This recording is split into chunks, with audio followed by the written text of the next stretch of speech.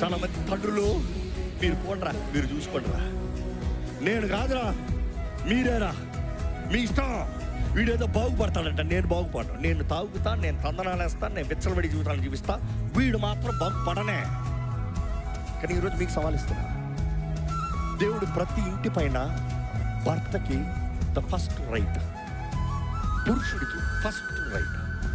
తండ్రి లేని స్థానంలో తల్లి, తండ్రి ఉన్నదప్పుడు తల్లి కాదు, శిరస్సు ఎవరో భర్త.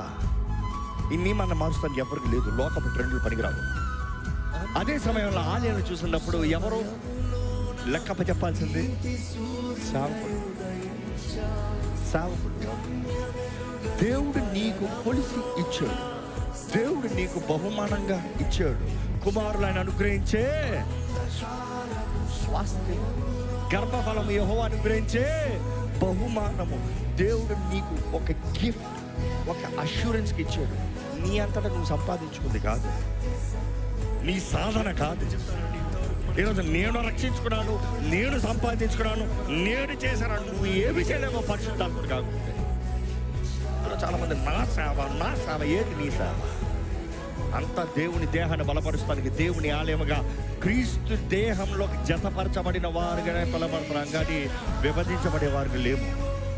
అలా ఉన్నట్లయితే వారు క్రీస్తు ఉన్నవారు కాదు.